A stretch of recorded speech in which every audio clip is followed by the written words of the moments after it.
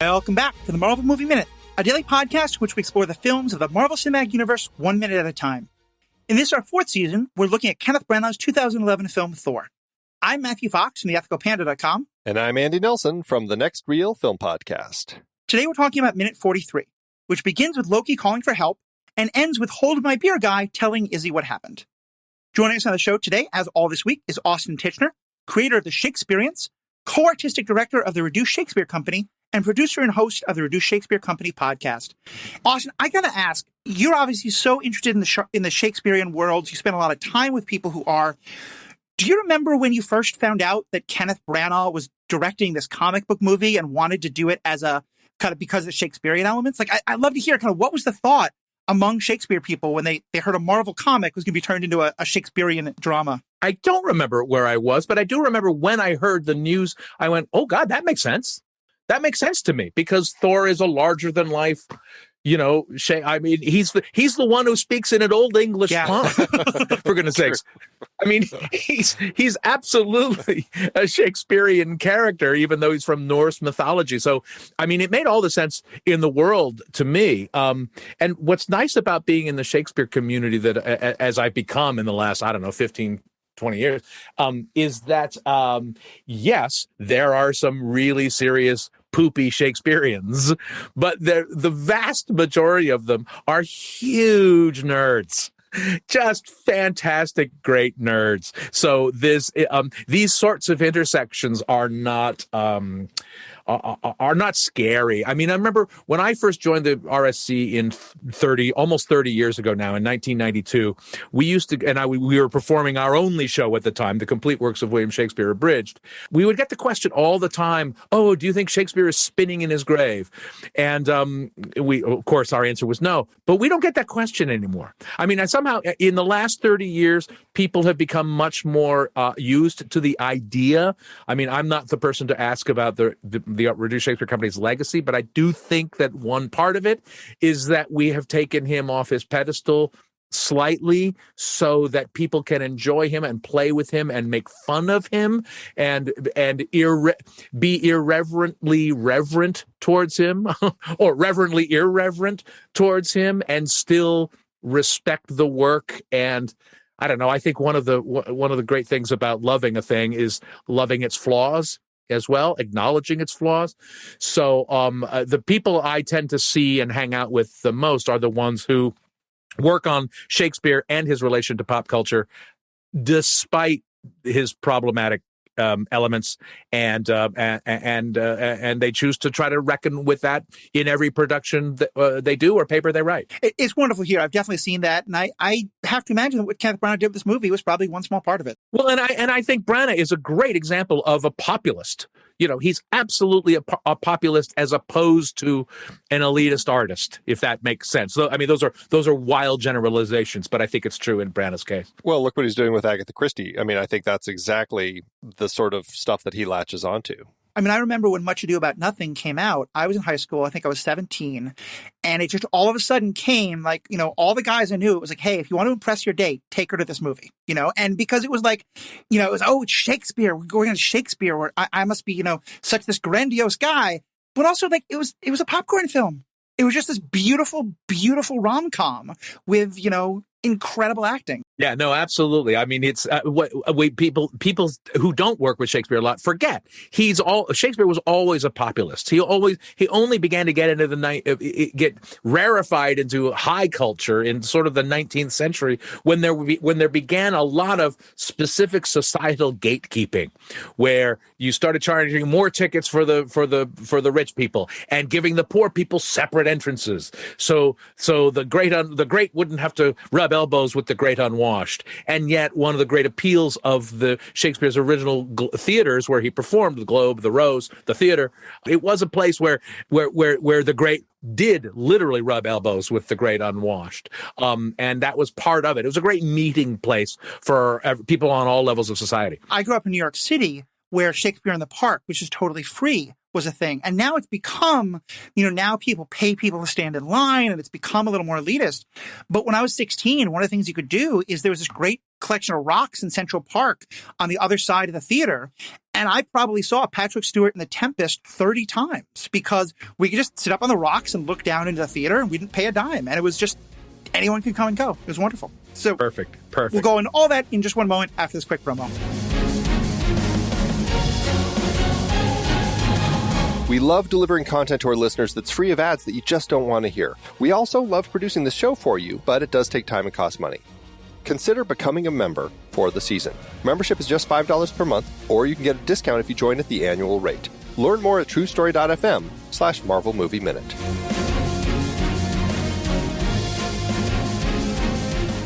We were going to talk a lot about the Odin sleep. I think we actually got into a lot of that yesterday.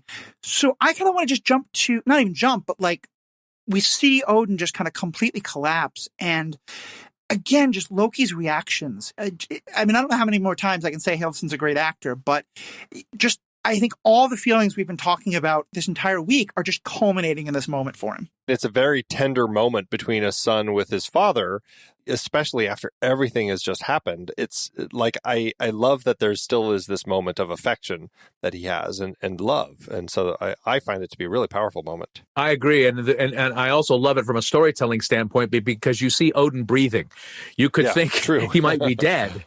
But he's breathing. All right, so he's alive, but there's something definitely wrong. So from a storytelling standpoint, there's a suspense of, wait, what happened? He's not dead, but something's happened. And Andy, I think you had something you wanted to talk about involving the poor guards who were called into this situation. Yeah, because I mean, the thing that I find so funny at this moment is, I mean, it's not funny that Loki calls the guards in, but what I do find funny, and it's just like when you think about it, it's something that surely happened all through the periods of royalty and still happens.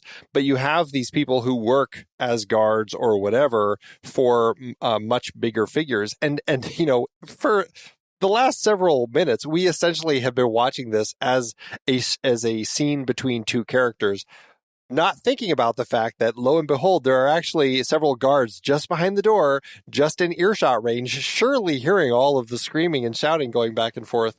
And it's just the idea that, what do these sorts of people hear over the course of these sorts of days that they have here? And what do they talk about with their families when they come home from work after the day as an Aaron and Harrier guard? I mean, as far as I'm concerned, that could be an episode or 3 of What If in the second season. Just the Rosencrantz and Guildenstern are dead version of the guards in Asgard. Absolutely. Absolutely.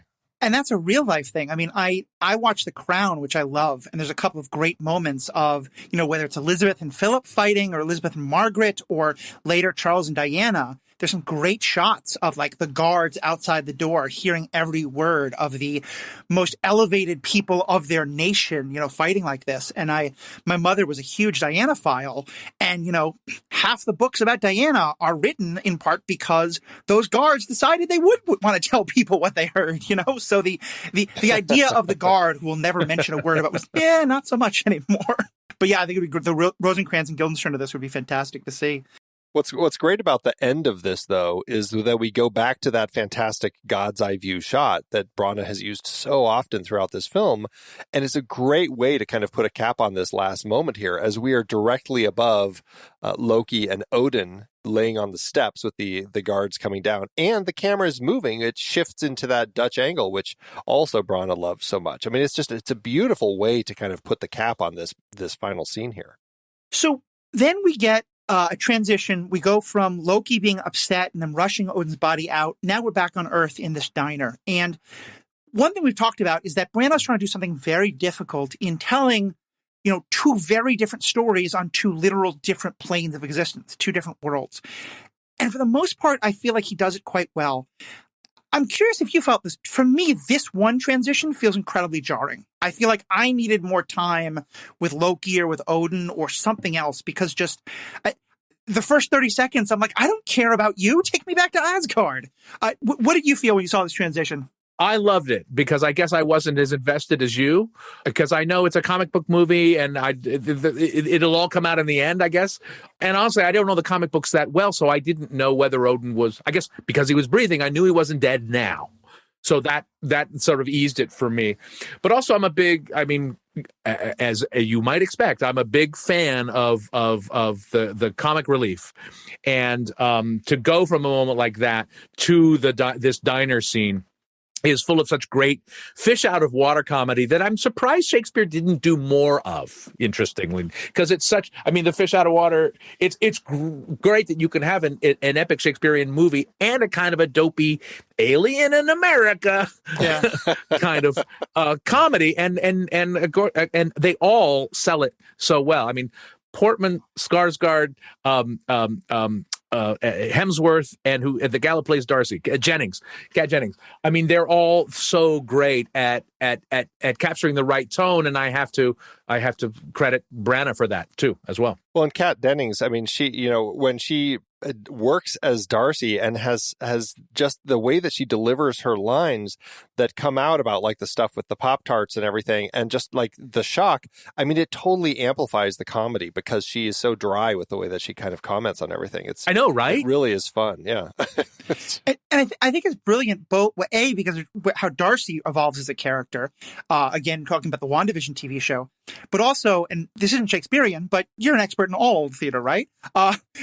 It feels to me like she's almost kind of a Greek chorus in this movie. Like that, so often when something incredible happens, we get a reaction shot from her. You know, she's showing us the person in the street's reaction to these events and kind of helping us as the audience know, like, yeah, this is how you're probably reacting too. Yeah, I think of her less as the Greek chorus and more of just an audience surrogate, giving the audience permission to laugh at the absurdity of this, telling the truth. I mean, one of the great, I think it's one of the truths of comedy is that just tell the truth, reveal the absurdities that maybe you haven't articulated yourself, but telling the truth, certainly on stage, we get this all the time, telling the truth of what happens, of what's happening right now in this moment, gets a laugh from the audience because the audience knows we're supposed to pretend, right? The audience is in this. We are pretending that these superheroes are real. We are pretending that we're not in a theater, that this is really happening. It's a two-way street, and that sort of comedy is always wonderful when it recognizes the truth that we are all in this storytelling adventure together. And Branagh handles it really well. And I mean, I already knew he could handle comedy from seeing when he did Much Ado and just the way that he would kind of play that. And even stuff like Dead Again, which isn't a comedy film, but still it had those comedy moments that they played really well. And here, just the way that he uses editing to cut Thor eating so fast, like eggs, cutaway shot, pancakes, cutaway shot, more pancakes, cutaway shot. And it's just, I mean, it just makes it so funny because they're all so quick. It's like, how is this guy eating this much food that fast? And then the bit with the coffee cup, which, I mean, I still laugh and I still think, I mean, obviously it's such a great joke that they finally decided we need to reuse it when in the Loki TV show, because it is so funny when he throws the coffee cup on the ground. I want to get into all that. I want to back up though a bit. But first, I just need to say I'm very glad you brought up Dead Again, because you're right. There's so much great humor in that. I do need to point out that one of the funniest things in that movie is Branagh's appallingly bad American accent. But moving beyond that, I think I'm bad with that because I was like, I thought he did great. I think that's me. That's fair. Yeah, boy, and it is a big performance too. I tried to watch it again recently after having loved it when it first came out, and I kind of had to turn it off. It's a big performance. Yeah. But even before we get into the diner, we get this wonderful shot of the kind of city, a little bit more of the town that this is all happening in around the diner. Andy, tell us more about kind of what we're seeing in that shot. Yeah, we're here back in Puente Antiguo. We're looking at Isabella's Diner. We're going to meet Isabella here in just a moment. It's on Main Street because, of course, it's small town America. It needs to be Main Street, and it's 110 Main Street. We've got a ready clean laundromat here. We've got the pet store we can almost see a little bit of. We can't quite get enough of it. We'll certainly be talking about that more. There's a place that's selling cocktails. There's a Greyhound bus because, there's a Greyhound station here in town. And I mean, this is this small town diner, right? I mean, this is exactly where we are in kind of that small town America. It's got the writing on all the windows, advertising coffee, steaks, eggs, malts, hamburgers, fries, milkshakes, homemade soup, like everything you could ever want in a small town diner. And so, I mean, it establishes kind of this sense of this world for us, even though I still don't believe that this town has over 2,000 people living in it. Well, the other thing I love about Puente Antiguo is that I noticed this throughout the movie is that it's a lot like outdoor Shakespeare that you see, which is usually in the evening, usually begins at twilight, because every shot of Puente Antiguo that we see, it's almost always magic hour. Mm-hmm. Yeah. Right. The sun is always low in the sky and beautiful. Exactly. They love those shadows, yes. And I'm so glad you brought up the diner thing, because I love places like that. I go on a lot of road trips with my partner, and often we will make an intention, we'll plan our trip that we're not going to stop at like a fast food place. We're going to get off the highway at some small town and find a diner, and it's always Schrodinger's Diner. Because you could go in and get some of the best fried chicken or chicken soup you've ever had, or you could get a salad that clearly just came out of the refrigerator, and has been in there for 5 days with the dressing on it. And it's just a great little moment of establishing like who is in this town. I also got to say, Austin, you haven't had to suffer through this, but we've been talking a lot about the makeup and hair choices. I think this is the moment where Chris Hiddleston's eyes look the worst. Chris Hemsworth? Like, there's just a couple of shots of him in the Chris Hiddleston. It reminds me of my 16-year-old goth days, when we were all using black eyeliner to make our eyes look smaller and make us look sunken in. I actually at one point screenshotted and then pulled up a shot of him from Ragnarok, and his eyes look 3 times the size in Ragnarok. They're just, I don't know who was doing the makeup for this and the eyes and all that, but I don't think they worked again in Hollywood, because wow, it looks bad in this minute. That's not at all where I thought you were going, because I thought you were going to talk about his wig. Oh, because yeah. when it's pulled back like this is the moment where I went, wait a second, I'm not sure we looked at. I think they got this shot in a real hurry. Yeah, that may be it. Last looks. No, it doesn't matter. Just we got to shoot. Well, they only have an hour of that sunlight, so like. So then moving on, we do get one more of these great moments where. I kind of in some ways I'm thinking about Jane, Darcy, and Eric as the Earth version of the Warriors 3. They're obviously much bigger characters, but so often something happens and then we see each one of them react. And I love that, in that moment, we started talking about this a minute ago, but you could go into it in more depth. Jane wants to know about the science. She cares about, what was it like being in that cloud? How did that happen? And Darcy's like, how are you eating all of these Pop-Tarts? And Eric is just staring, and it says again so much about each of their characters, the direction they go in that moment. Well, and I don't know enough about the comics. Is Eric a character from the comics? No, he is created specifically for this, as is Darcy. The only ones we have here are Jane and Thor. Well, it's genius that Eric is a character here because and played by Stellan Skarsgård, because he brings that Norse authenticity, right? Yeah, that Scandinavian authenticity to it, and suddenly you are reminded. At least I was reminded. Oh, right, there are people on this earth who believe this stuff now. This is not just ancient mythology. This is present day influences. And I just think that was a great creative choice to again ground the fantastical in something that's actually true. And I love that you bring up Eric, especially because the more I watch him in this, the more it makes me appreciate his performance in the Avengers movie, because, I hate the idea that mind control makes you a whole different person. And I feel like what happens in the Avengers, because what we're seeing here is he has all this scientific curiosity, but he also has all of this caution and restraint. And so what happens when Loki controls him with a Mind Stone isn't, a totally new personality. It's the part of Eric that happens if you rip away all of that caution and restraint. And you can kind of see that conflict in him here, and it just makes me appreciate where he goes in the Avengers so much more. Well, and his knowledge of I think there's something, I think when he comes to embrace it, there is something really powerful and emotionally rewarding for him too, because he is seeing his heritage come to life and knowing that it doesn't come out of nowhere. This is a real thing that exists on a different plane in a different realm, millions of light years away. That feels like a great awakening and epiphany for him. So in one sense, I can also get understand and believe the mind control stuff, because it's like, I'm doing Loki's bidding. Loki, this is great. How much fun is this? Yeah. That's what I love about watching Eric over the course of, like, from the time that essentially they hit Thor out at the atmospheric disturbance to, like, through this film. It's like he's constantly like thinking about, like, he's hearing these words as we'll talk talk about in a couple minutes. He's hearing things that are coming out of Thor's mouth that are totally bringing things back from his childhood and these stories that he had heard. So I find like his puzzlement, it's really interesting to watch over the course of the film as he's piecing things together. And so then we do get to that that coffee mug smashing moment that we talked about there. And again, I love this moment because it's two things colliding at the exact same time. It is a comedic moment. It's played for laughs. And yet, if you look especially at Jane and Darcy's reaction, especially Darcy, it's also, this is the kind of the angry man who punches through the wall. And you suddenly realize, like, this person could hit me. This is not a safe situation. And it's so well done in that moment. Well, it is, and it's also, again, played realistically. Both Darcy and Jane and the other customer in the diner all jump suddenly. The other customer gets up and walks out. What? The other customer, like, after it happens, like, gets up and, like, goes out of the place quickly. Like, I don't want to be here. Well, it's almost as if Hemsworth did it earlier than they rehearsed it. I mean, it's just that genuine a moment, and which is really right. It helps sell the inappropriateness of the behavior.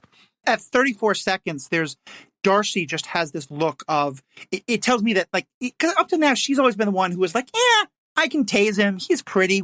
She's never been as concerned as the other two. That moment, it seems, you look on her face, you see this is where she really gets, this is a scary person. And the next moment about this is that he genuinely apologizes and sincerely agrees to not do it again. His fascination with Jane, his desire to make her happy is very real, as played by Hemsworth. What's interesting, though, about Thor, before Jane says anything to him, is like he's treating the whole thing with such that royal mindset. It was like, yeah, I mean, I was telling them that I was satisfied and I wanted another. And it's such a, like, he still kind of has this sense that these are all people who are beneath him. Like, everybody here is a lower status and he still is this prince. Like, it's an interesting mindset that he still kind of is locked in with. Well, and he's not wrong either, because he can walk into the middle of traffic, and a truck can hit him and it wouldn't hurt him. I think that's a part of it, the arrogance, but I did some deep digging on this moment because I'm Christian religiously, but my father's Jewish. I grew up in Judaism, and in Judaism, the smashing of glasses is a very important part of the of the wedding ritual. And because Judaism is a diaspora religion, like, there's so many different contexts, you have 8 different explanations for what that means. But it was something I was always fascinated by, and I did some digging into it. And so I kind of re-looked at a lot of that research. One of the interpretations of it is this idea that you could never, one of it is the idea of extravagance, of like, this is such a joyous moment that we can smash our glasses because look at how rich in life we are. That's very much the Greek tradition also. Like, when that's what they're doing. Yes, very much so. And the whole, like, rich people throwing the champagne glasses into the fireplace at New Year's.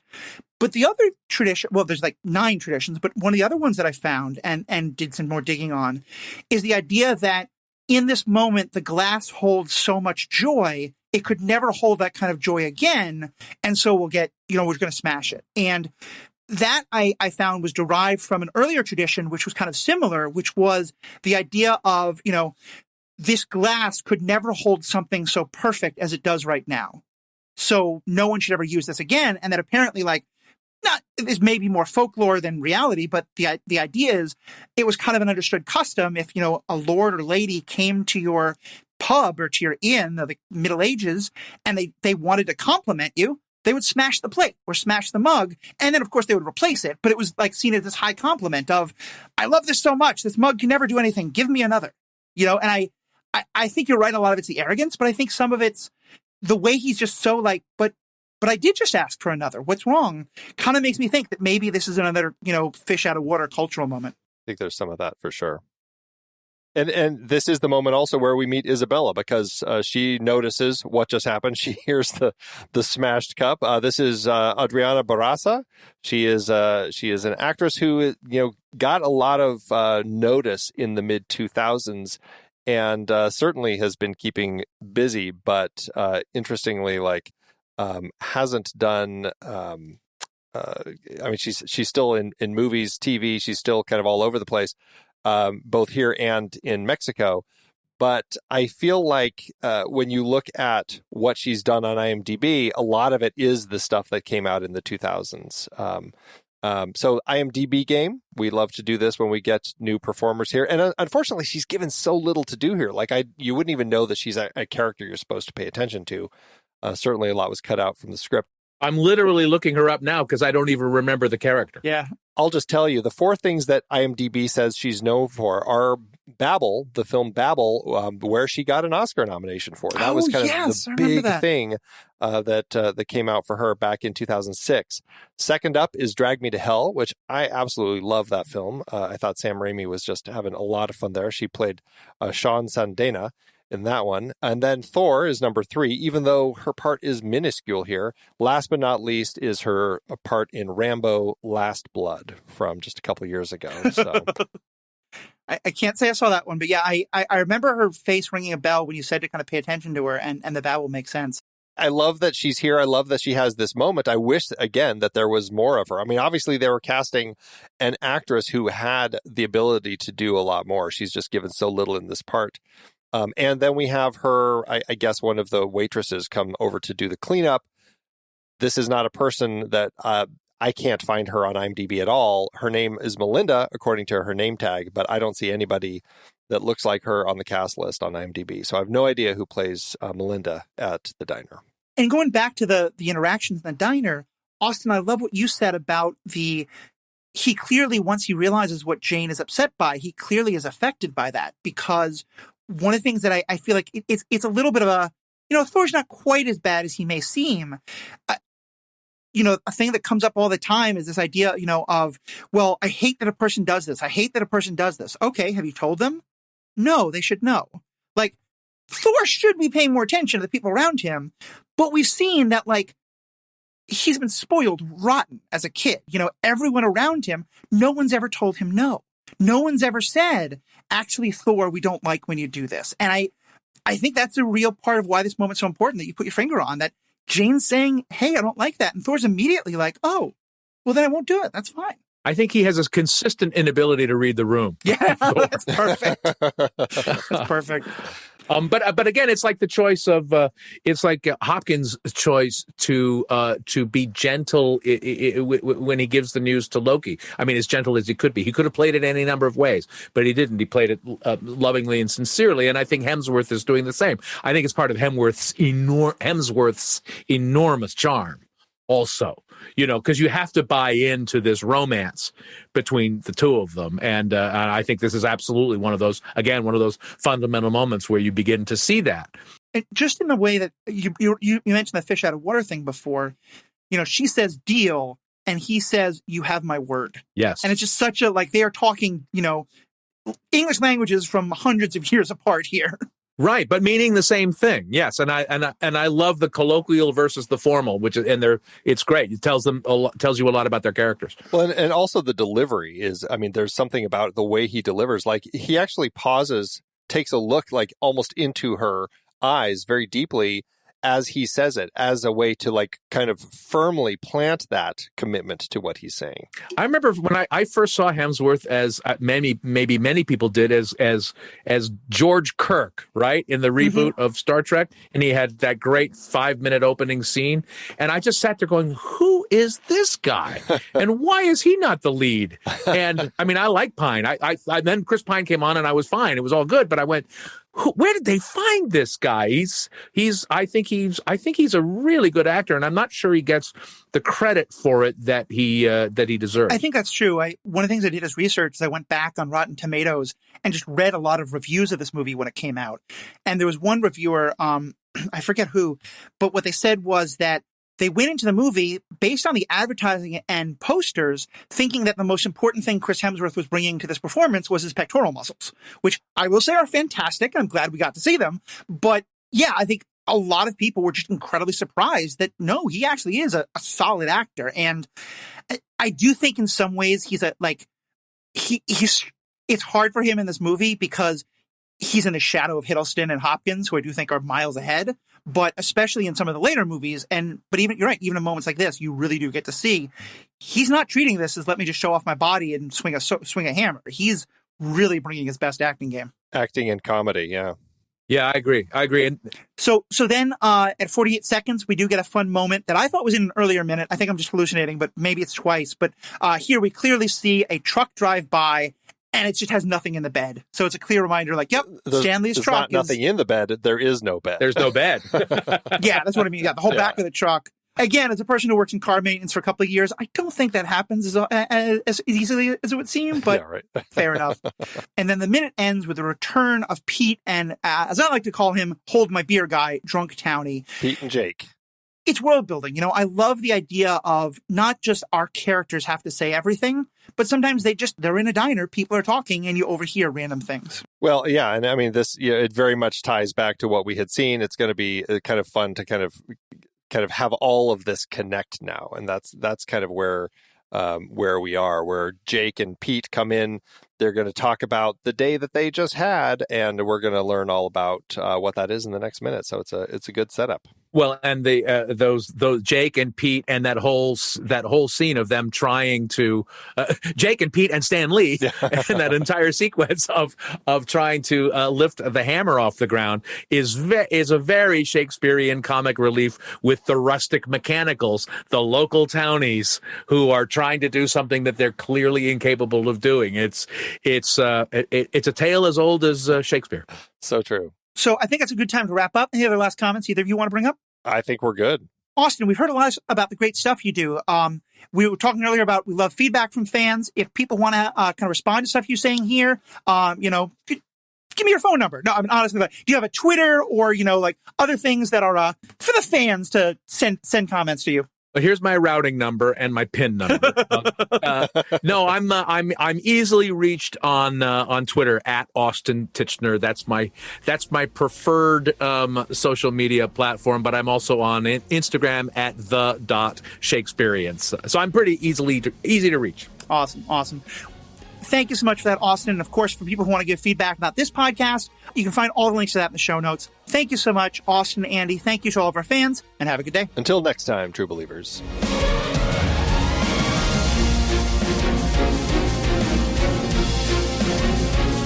Marvel Movie Minute is a production of True Story FM, engineering by Andy Nelson. This season's music is One Last Ride by Martin Puringer. Find the show at truestory.fm. And if your podcast app allows ratings and reviews, consider doing that for this show.